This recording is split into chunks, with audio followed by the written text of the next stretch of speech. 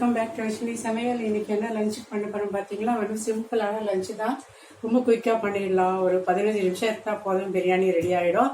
அது என்ன பிரியாணி பார்த்தீங்களா? வெஜ் பிரியாணி. வெஜிடபிள்ஸ் போட்டு பிரியாணி, ஆனியன் ரைத்தா பண்ண போகிறோம். வெஜிடபிள்ஸ் கட் பண்ணுறதுக்கு ஒரு 10 மினிட்ஸ் அவ்வளோதான். குக்கிங் டைம் வந்து பார்த்தீங்களா மொத்தமே 15 நிமிஷம் தான் ஆகும், அதுக்கு மேலே ஆகாது. ரெஸ்டிங் டைம் மட்டும்தான் 10 நிமிஷம் கொடுக்க போகிறோம். பட் குக்கிங்கு அவ்வளோதான். உங்களுக்கு 20 மினிட்ஸ்லேயே உங்களுக்கு ஒரு வெஜ் பிரியாணி, ஒரு ரைத்தாவும் ரெடி ஆகிடும். எப்படி செய்யலாம் அப்படிங்கிறத பார்க்கலாம். அதுக்கு என்னென்ன பொருளாக வேணுங்கிறதையும் பார்த்துடலாம் வாங்க. எல்லாருக்கும் வணக்கம், வெல்கம் பேக் டு வைஷ்ணவி சமையல். இன்றைக்கி வந்து லஞ்சுக்கு வந்து வெஜ் பிரியாணி சேர்க்குறேன். அதுக்கு நான் வந்து வெங்காயம், தக்காளி, ஒரு கேரட்டு, கொஞ்சமாக பீன்ஸு, கொஞ்சமாக பட்டாணி எடுத்து வச்சுருக்கேன்.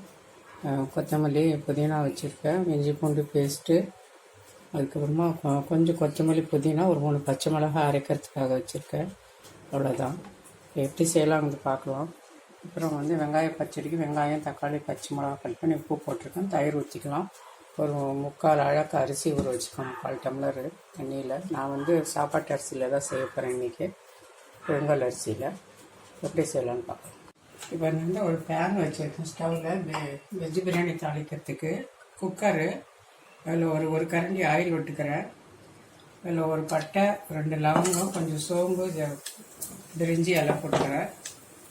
பொரியட்டும். இது கூடவே கொஞ்சமாக ஒரு ஸ்பூன் அளவுக்கு நெய் சேர்த்துக்கிறேன். இதில் கட் பண்ணி வச்சுருக்க வெங்காயம், தக்காளி, பீன்ஸ், கேரட், பட்டாணி, புதினா கொத்தமல்லி,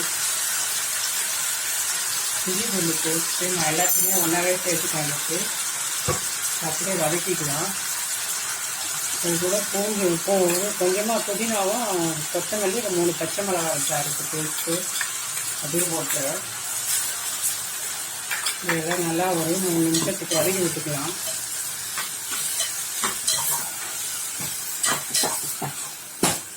இப்போ ஒரு 1/2 ஸ்பூன் போட்டுக்கலாம்.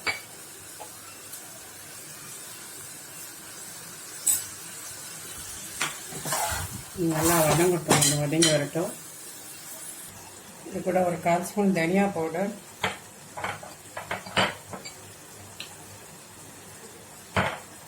1/2 ஸ்பூன் மிளகாத்தூள், மஞ்சள் தூள் ஒரு 1/4 ஸ்பூன். எல்லாத்தையும் வதக்கிக்கலாம். ஒரு 3 நிமிஷம் வதங்கிக்கிட்டோம். இங்கே 1 ஸ்பூன் தயிர் சேர்த்துக்கலாம். இப்போ பாருங்கள், காய்கறி நல்லா வதங்கிடுச்சு. 3/4 கிளாஸ் எல்லாம் அரிசி எடுத்துருந்தேன், அதனால் 1.5 ஊற்றிக்கிறேன். டபுளாக தண்ணி இன்னும் 1/2 டம்ளர் ஊற்றிக்கிறேன். 1.5 டம்ளர் ஊற்றி வச்சு உப்பு செக் பண்ணிக்கலாம். இப்போ வந்து அரிசி வந்து 1/4 மணி நேரமாக ஊறிட்டுருக்கு. சாப்பாட்டு அரிசி நல்லா வாஷ் பண்ணிவிட்டு அதில் சேர்த்துட்றேன். இந்த ஊற வைக்கிற டைம் தான் நம்ம வந்து தாளித்து விடுறது. 15 நிமிஷத்துலேயே ரெடி ஆகிடும் வெஜ் பிரியாணி. எவ்வளோ குயிக்காக பண்ணிடலான்றது தான் காட்ட போகிறனால.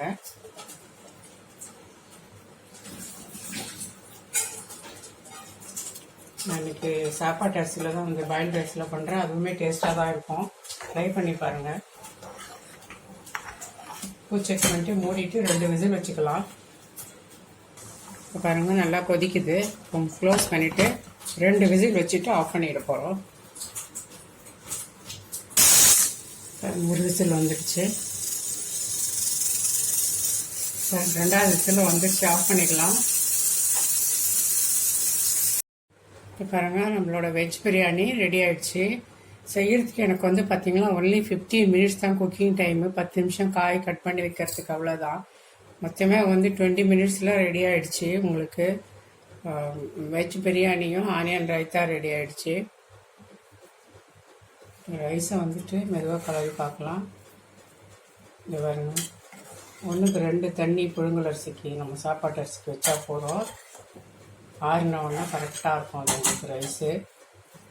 இப்படி வந்துட்டு பாருங்கள். இது டேஸ்ட் கூட நல்லா தான் இருக்கும். உங்களுக்கு ட்ரை பண்ணி பாருங்கள். இந்த அரிசியில் ஜீரண சக்திக்கெலாம் ரொம்பவே இது வந்து ஹெல்ப்ஃபுல்லாக இருக்கும் பாசுமதி ரைஸை விட.